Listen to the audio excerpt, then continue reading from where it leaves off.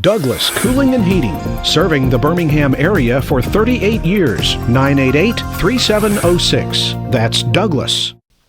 This is the afternoon edition of the Weather Xtreme video. This is for Wednesday, the 4th of January. James Spann, and as expected, we had a nice rebound today after a frigid start this morning. Let's look out the window, and ooh boy, let me tell you what, we're going to have an amazing sunset this evening, I think. That's the Chehaw Skycam. Already it looks good up there. That's Alabama's highest mountain south of Anniston. We've got these mid-level clouds coming in with that upper trough, and that's what makes that incredible texture. And in fact, if you look real carefully, you'll actually see a sun halo there with those high clouds. That's the sunlight refracting off those ice crystals up there. Had a really big one out in Dallas-Fort Worth today. That's the Demopolis Skycam. Look at that barge going down the river. Actually, it's coming up the river, coming up toward the camera location there. And way down south, that is just gorgeous. They are severe cleared on the Alabama Gulf Coast. That's the view there from the Phoenix All Suites. And as we often talk about this time of the year, you can almost have that entire beach to yourself down there. That's the public beach right behind the hangout.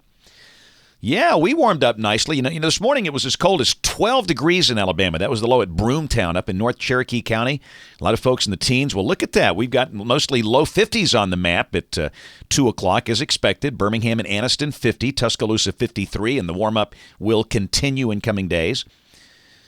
You can see that little trough coming at us, producing the high clouds. That axis will swing through here tonight, and the clouds kick out after midnight. So tomorrow we'll be back in sunshine in full force, and of course, no real cold air with that look after today, for at least for a while. There's the visible satellite shot, and again, you can see those mid and high-level clouds scooting across the state. Up on the watch warning map, man, it's quiet around the nation. You just get the idea something's going to break loose down the line here, but for now we'll enjoy the calm. Those purple counties down in southeast Alabama, that's a red flag warning, and that involves the high forest fire danger because of low dew points and a breeze. Here's the rain for the next 5 days, valid through Monday morning of next week at 6 o'clock. About a quarter, a half inch there. I still think rain this weekend will be very light, as you'll see. Let's explore. This is the GFS, the 12Z run, valid at noon tomorrow. This is at 500 millibars, trough off the East Coast. Down below that, should be a bright sunny day. Mid-50s tomorrow. Friday, how about mid-60s? And I think we kind of flirted with the idea of maybe mentioning a slight chance of a shower late in the day. I think we could take that out as the moisture is well to the west. Clouds will slowly increase, and then Saturday as we start the weekend, you can see it's kind of a zonal flow, and we've got a few little minor ripples in that flow coming across with a stronger impulse back over the Rockies. And down below that, the GFS shows just enough moisture for some scattered light rain and nothing beyond that. So mostly cloudy, maybe a few raindrops. No big deal, mid-60s. And really the same thing on Sunday. And I think we're going to go ahead and mention a chance of some scattered light rain Sunday as well. For both days, pretty much the same type weather. Clouds around, mid-60s, maybe some light rain, but not much. And we'll check the European. Pretty good agreement. This is Saturday at midday, and there's Sunday. Same deal. So and you might see a few peaks of sun, but mid-60s, maybe some scattered light rain both Saturday and Sunday. All right, next week, Monday. Pretty good-looking energy back over West Texas. And down below that, pretty much the same deal. Cloudy-ish, maybe a little light rain in spots. Clearly, the most organized rain will be off to the west. Tuesday, the most organized rain stays west with that feature over Texas. And then finally, Wednesday, that bowling ball thing just blows through here. And we note the northern trough. Look at that. And if those two things phase up, and I think they will, it's going to turn cold late next week. There's the surface chart on Wednesday, a 1,000 millibar low near Chattanooga. With a heavier rain pushing east of the state. But clearly, the most widespread rain next week, probably in the late Tuesday night or Wednesday morning time frame, if this is right.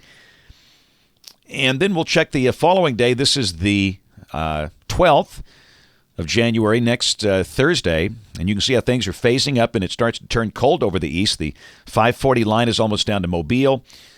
And on Friday the 13th, it's cold and dry. Kind of a cold snap similar to the one we have right now.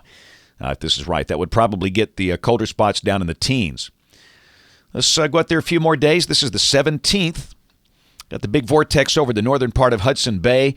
Cold air up north. And, that's an interesting pattern. If we had cold air in place with that southern branch. That might set the stage for ice mischief, but there's no cold air really. We'll have to watch that now. We got a 1040 high over the Dakotas, and you know the way it works, that cold air just seeps in here, and it's very, very shallow. And, very shallow. And the synoptic models don't handle that, and if you get overrunning with rain going, sometimes that can create ice issues. But again, I just don't think we're quite ready for that. Ultimately, the pattern will change. And on the 20th, northwest flow aloft, no cold air there. And you know the deal. That's the NAO for a North Atlantic Oscillation, and that bottom chart down there. Notice how it's been positive really since early December. I think it will flip. It always flips. Pattern always changes, and I think it will before the season is over. We just don't know when. Will it be later this month, next month, March? Don't know that yet. But for now, at least, for the next 15 days or so, that thing stays positive, which means the cold snap should be relatively short-lived. That's it for the Weather Xtreme video today. We'll have notes on the blog. The next video here by 7 o'clock tomorrow morning. And if you are around here, live around these parts, we invite you to watch us on television this evening. Be on Focus at 4. That's our early afternoon newscast. Then at 5, 6, and 10 o'clock tonight. Thanks for watching. Have a great evening, and God bless.